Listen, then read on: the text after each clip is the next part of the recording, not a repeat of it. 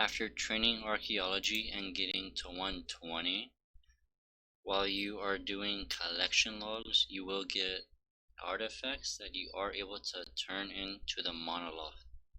The monolith is to the east of the archaeology guild, and then it will be right here at the mysterious monolith. If you do right click it, you are able to offer the relics you do have. I will be going over what relics and the effect, and then places that it is very good for. First off, I will be going through A through Z.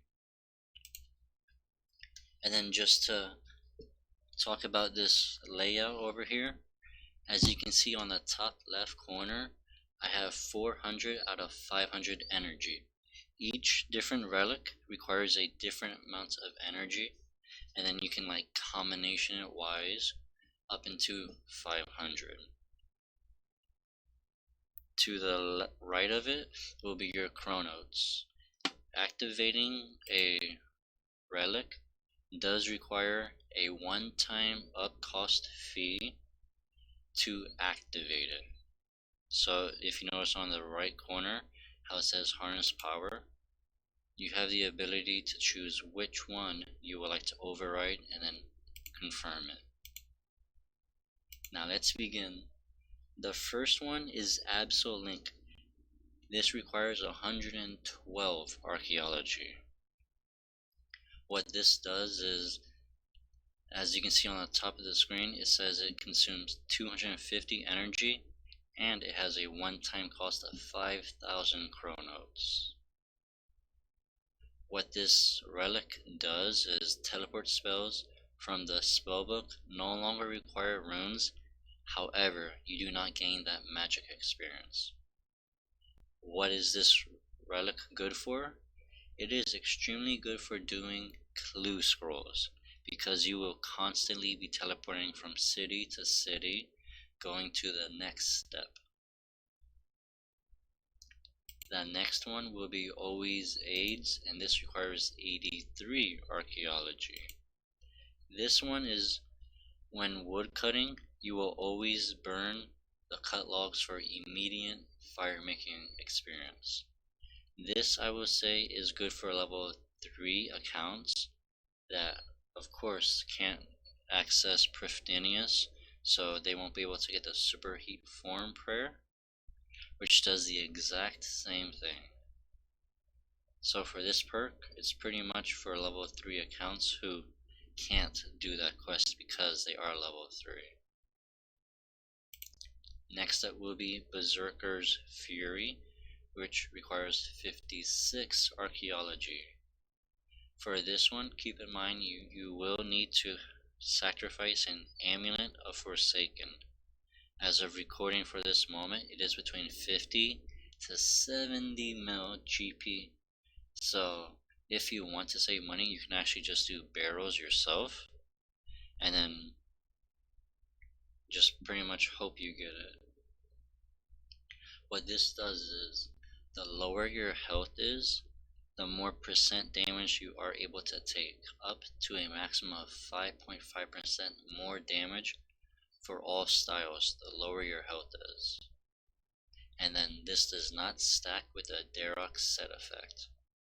What this means is, normally if you have the maximum amount of health, which is 9,900 HP, if you are below 6,500, I believe, you will get about 2% more DPS. The lower your health, the more damage you deal, but the more riskier and riskier you will be. For example, if you want to get the full 5.5% extra damage, you will need your health to be 890 or below. In most cases, pretty much every boss will have that ability to one hit you with like a basic attack. So for places that you can kind of risk your health, I would say at the 3000 HP mark, this is very good. and the reason why 3000, so again, they don't really one hit you as much, but your health is low enough that you'll get an even more percent of the DPS. Next up is the conservation of energy, and this requires 118 archaeology. This is pretty much like a ring of vigor, however, notice it does cost 350 energy.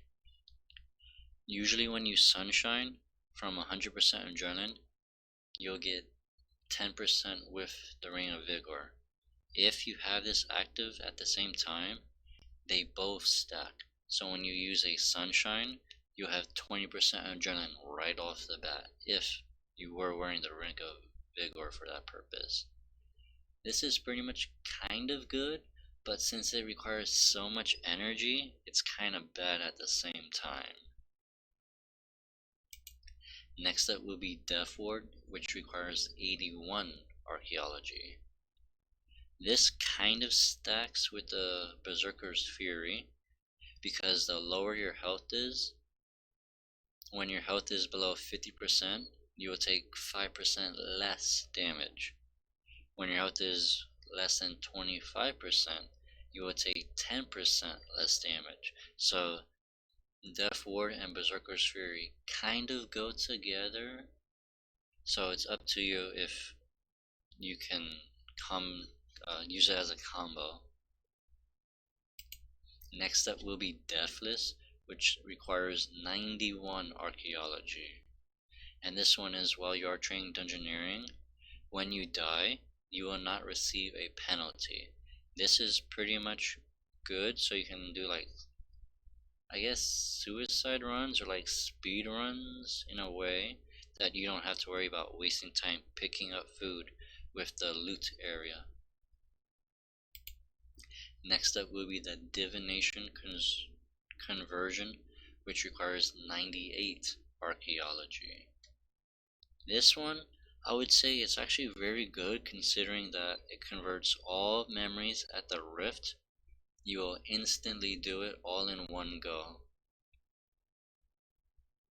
But keep in mind that since it's 98 archaeology, ideally from 5 to 98 archaeology, you should not be using too much Sign of the Porters. After you reach 98, pretty much 99 and plus, those NPC cards are no longer close enough to you. So this is actually a pretty good level considering it's 98 in preparation for the later levels where there is no cart available. And if you are going to be doing this for money, you should be able to get about 15 or 16,000 incandescent energy or whatever type of energy you are doing. Next up will be the Endurance, which does require 81 archaeology. This is kind of good because when you are running, you will no longer drain your run energy. This is very good for mini games and other D&Ds, or while you are doing clues. Next up will be the Font of Life, which you do get at level 5 archaeology completing the tutorial. This costs only 50 energy and increases your maximum health by 500.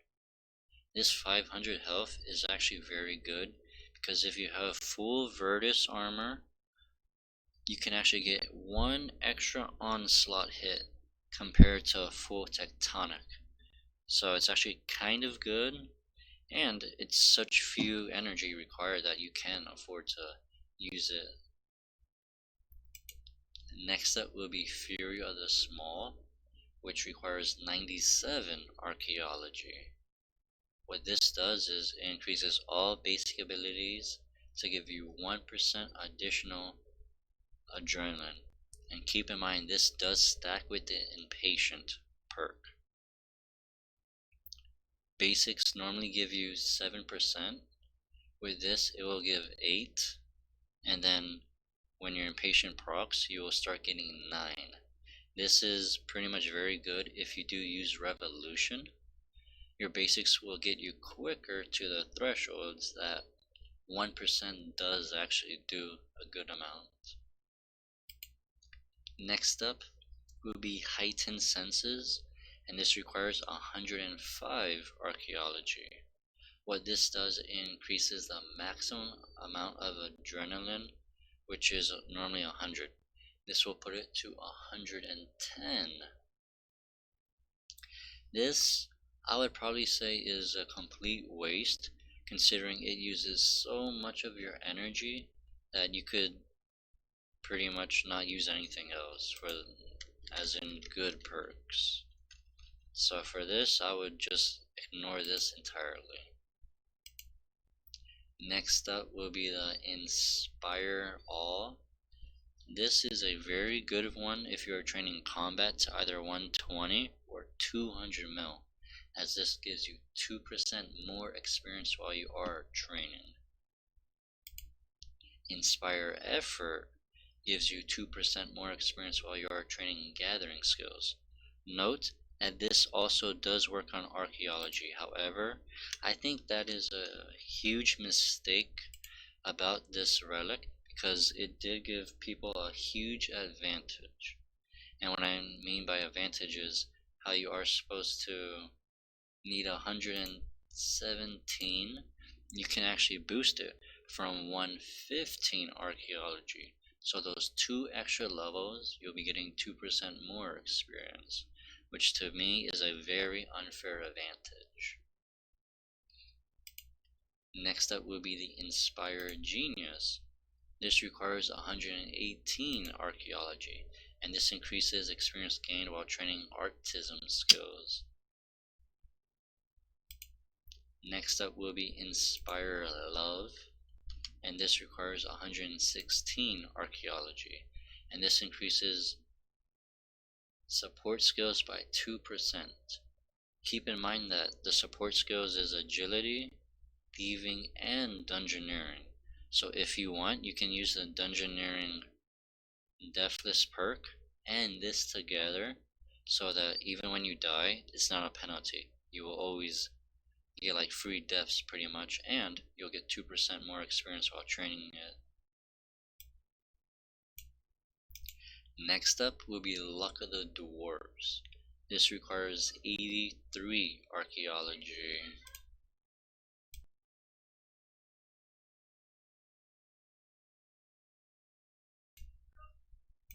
This one, I personally don't have it unlocked, as currently the Luck of the Dwarfs is 53 mil. Now for this, it's actually very good, considering you'll always gain the effect of the tier 4 luck ring. For me, this is most beneficial for people who do not like to ring switch, and is very good if you are doing Wilderness Slayer. This is because you do not want to risk a 50 mil ring while killing the lava strike worms, the ice strike worms, the revenants, the Calgarian demons, or anything else in the wilderness. But if you use this relic, you'll gain that effect as if you did bring it, so for that, it is very good for. Next up will be the Neximus mod, which does require 68 archaeology. And this honestly got rid of the Wilderness Sword 1 through 4, as that previously had a chance to teleport you to the center of the abyss. This relic, however, always teleports you at the very center of the abyss, which means making that sword pretty much useless. Although if you want, you could still barge to that skeleton, so that's kind of up to you. This should save about, I think, between 10 seconds to about 17 seconds every run, considering you don't have to go through those agility obstacles or running to it. Next up will be the Persistent Rage.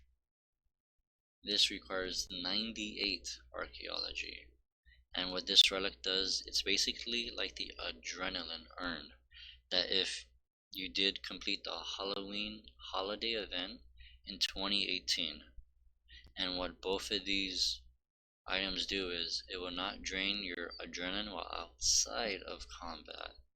So this is very good for like AFKing bosses, considering you don't want to be clicking constantly to retain your adrenaline.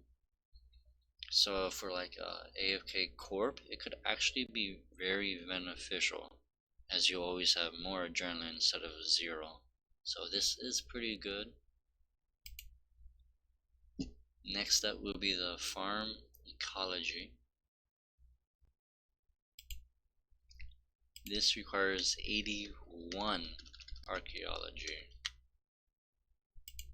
And then what this does, it's mostly good for iron and hardcore people, as it will protect both your herbs and mushroom patches from becoming diseased. This means that they will not die. So let's say you're going to all 5 herb patches, or 7 if you do go to the painful wilderness and the trollheim. This will increase your amount of herbs in the long run, as they will not die. Next up is the pouch protector, which requires 36 archaeology. And this is when you're using the rune crafting pouches, they will never degrade. Using this pouch protector along with the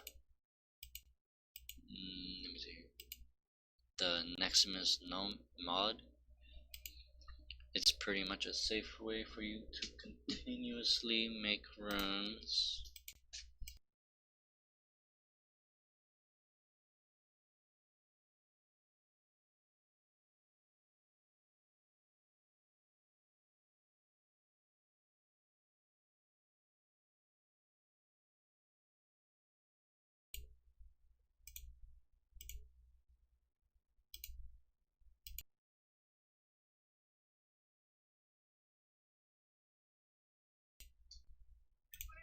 And then for this, it's actually a good combination to use both of those.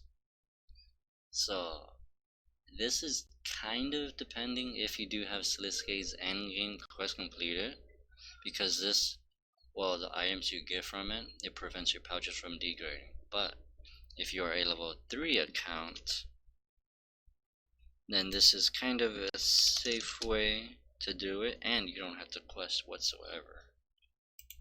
And then next up, I would say, is the Ring of Fortune, the Ring of Luck, and the Ring of Wealth. These are tier 3, tier 1, and tier 2 luck. This is, I would say, pretty much a waste, although it's good for iron and hardcore iron people, as always having a tier 1 or tier luck with you everywhere, even without needing to wear it. Plus, they are very easy to get, so for those people, it is extremely good for them, because it is, of course, better than nothing. The Ring of Fortune does require 58 archaeology. The Ring of Luck requires 24 archaeology. And the Ring of Wealth requires 51 archaeology. Next up will be the Slayer Introspector, which does require 119 archaeology. And this is pretty much when you are going for a Slayer assignment, you can choose between the minimum amount or the maximum amount. And a good example is, let's say you hate doing Ripper Demons, so in that case you will always want to choose the minimum amount. However, if you want to go for the maximum amount, since Ripper Demons are currently 30 mil GP per hour thanks to the binding contracts, you will want to put the maximum amount so you can kill them more while you are under the Slayer helmet effect. Next up will be Sticky Fingers, which requires 84 archaeology. And this is pretty much when you pickpocket, you will automatically attempt to pickpocket again until you get caught. This is, I would say, kind of good between levels 1 through like 90 or 89 thieving, to make it just easier for you to manage, as sometimes thieving can be very click intensive. However, keep in mind that safe cracking is actually better experience per hour, so the choice is up to you. Now, a good part of this is you can actually use this for ham members if you are going for easy clues. But for that, you will also need the 99 thieving cape, so it's noted. And then that it pretty much depends if you want to go that method or not. And then lastly will be the unexpected diplomacy, which requires 25 archaeology. This gives 10% to all reputation in Gower Dungeon 2, the Farming Guild, Menafos, and Mazcab. For Gower Dungeon 2, the more reputation you have, let's say you normally need 40 kill count to enter Greg. If your reputation is high enough, you will only need 20 kill count to enter that. So in the long term, this might be good, but then again, you will still need to do Gower Dungeon 2 for it. And then the farming guild is pretty much when you're doing any farming activity, how you'll normally get the reputation. It will just give you 10% more. And then the same thing for the Menafos and the Mazcap. But keep in mind that for the Menafos, if you are doing the daily soul obelisk, which I believe you'll get, I think 24 or 34,000 Menafos reputation, this will give you 10% extra, granted that you have completed all of the Menafos quest unlocked. Thank you all so much for watching, and hopefully you enjoyed some good relics and their effects and like places to use them, and then hopefully you'll be able to start using certain ones depending on what you are training. Thank you all so much and enjoy the rest of your day.